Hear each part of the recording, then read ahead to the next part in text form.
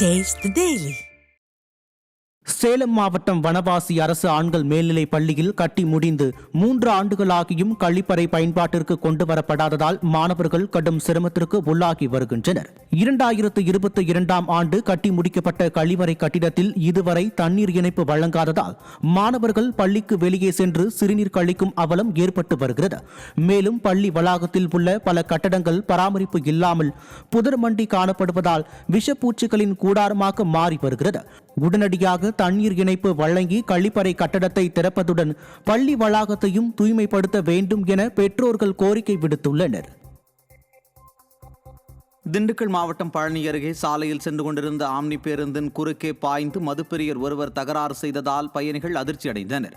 பொள்ளாச்சியில் இருந்து சென்னை நோக்கி சென்று கொண்டிருந்த ஆம்னி பேருந்து பழனி பேருந்து நிலையத்தை கடந்து சென்று கொண்டிருந்தது. அப்போது திடீரென வந்த குடிமகன் மது பாட்டிலுடன் பேருந்தை மறித்துள்ளார். உடனடியாக சுதாரித்துக் கொண்ட பேருந்து ஓட்டுநர் பிரேக் பிடித்துள்ளார். இதனால் பெரும் அசம்பாவிதம் தவிர்க்கப்பட்டது.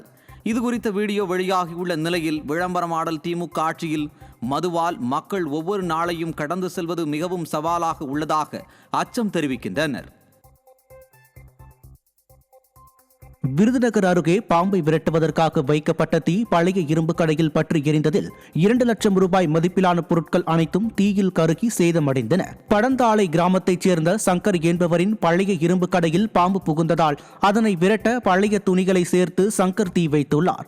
இதையடுத்து மளமளவென பற்றிய தீ திடீரென கடை முழுவதும் பரவியது. இதில் கடையில் சேமித்து வைக்கப்பட்டிருந்த பிளாஸ்டிக் பொருட்கள், வயர்கள் உள்ளிட்ட பழைய பொருட்கள் முழுவதும் எரிந்து நாசமானது. கடலூர் ஆட்சியர் அலுவலகத்தில் மாற்றுத்திறனாளி முதியவர் மண்ணெண்ணெய் ஊற்றி தீக்குளிக்க முயன்றதால் பரபரப்பு ஏற்பட்டது. பன்ருட்டி அடுத்து சிறுவத்தூரைச் சேர்ந்த மாற்றுத்திறனாளி ராஜசேகர் 3 சக்கர வாகனம் கேட்டு மாவட்ட ஆட்சியரிடம் பலமுறை மனு கொடுத்தும் நடவடிக்கை எடுக்கவில்லை என தெரிகிறது. இதனால் மனமுடைந்த அவர் ஆட்சியர் அலுவலகம் முன்பு உடலில் மண்ணெண்ணெய் ஊற்றி தீக்குளிக்க முயன்றார். அவரை அங்கிருந்தவர்கள் மீட்டு 108 ஆம்புலன்ஸ் மூலம் அரசு மருத்துவமனைக்கு அனுப்பி வைத்தனர். தமிழகத்தில் உள்ள மக்கள் தொகைக்கு ஏற்ப கொசு ஒழிப்பு பணியாளர்களை ஈடுபடுத்தாததால் டெங்கு போன்ற பாதிப்புகள் அதிகரிப்பதாக சமூக சமத்துவத்துக்கான டாக்டர்கள் சங்கம் குற்றம் சாட்டியுள்ளது. தமிழகத்தில் டெங்கு காய்ச்சல் அதிக அளவில் பரவி வருவதாக தமிழக சுகாதாரத்துறை அறிக்கை வெளியிட்டுள்ளது. இதையடுத்து தமிழகத்தில் இன்றைய மக்கள் தொகைக்கு ஏற்ப 80,000 கொசு ஒழிப்பு களப்பணியாளர்கள் இருக்க வேண்டிய இடத்தில் 23,000 பணியாளர்கள் மட்டுமே இருப்பதாக சமூக சமத்துவத்துக்கான டாக்டர்கள் சங்கத்தினர் குற்றம் சாட்டியுள்ளனர். திண்டுக்கல்லில் பொங்கல் தொகுப்புடன் மண்பானை மற்றும் மண் அடுப்பு வழங்க வேண்டும் உள்ளிட்ட பல்வேறு கோரிக்கைகளை வலியுறுத்தி மண்பாண்ட தொழிலாளர்கள் ஆர்ப்பாட்டத்தில் ஈடுபட்டனர். ஆட்சியர் அலுவலகம் முன்பு நடைபெற்ற இந்த ஆர்ப்பாட்டத்தில் குளங்களில் திருட்டுத்தனமாக மண் அள்ளுவதை தடுத்து மண்பாண்ட தொழில் செய்பவர்களுக்கு இலவசமாக மண் அள்ள அனுமதி வழங்க வேண்டும், மழையால் பாதிக்கப்பட்ட மண்பாண்ட தொழிலாளர்களுக்கு 7,000 ரூபாய் இழப்பீடு வழங்க வேண்டும், 2 மாதங்களாக நிறுத்தப்பட்டுள்ள ஊக்கத்தொகையை வழங்க வேண்டும் உள்ளிட்ட பல்வேறு கோரிக்கைகளை வலியுறுத்தி 50க்கும் மேற்பட்டோர் ஆர்ப்பாட்டத்தில் ஈடுபட்டனர்.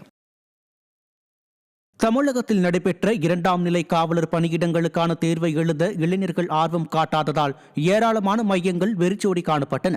தமிழ்நாடு சீருடை பணியாளர் தேர்வு வாரியம் சார்பில் 3,665 2ஆம் நிலை காவலர் பணியிடங்களுக்கான தேர்வை எழுத மாநிலம் முழுவதும் சுமார் 2.25 லட்சம் பேர் விண்ணப்பித்திருந்தனர்.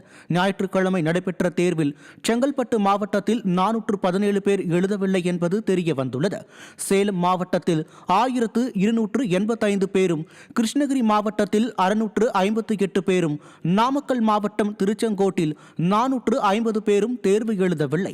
மேலும் காஞ்சிபுரம் மாவட்டத்தில் 635 பேரும், ஈரோட்டில் 490 பேரும் தேர்வு எழுதவில்லை. நகராட்சி நிர்வாகம், குடிநீர் வழங்கல் துறையில் லஞ்சம் பெற்றுக்கொண்டு பணி நியமனங்கள் நடைபெற்றதாக திமுக அரசு மீது அமலாக்கத்துறை சமீபத்தில் குற்றம் சாட்டிய நிலையில் திமுக ஆட்சியில் நியாயமான முறையில் தேர்வு நடத்தப்பட்டு அரசு பணி வழங்கப்படாது என்பதை உணர்ந்தே ஆயிரக்கணக்கானோர் 2ஆம் நிலை காவலர் தேர்வில் கலந்து கொள்ளவில்லை என கூறப்படுகிறது.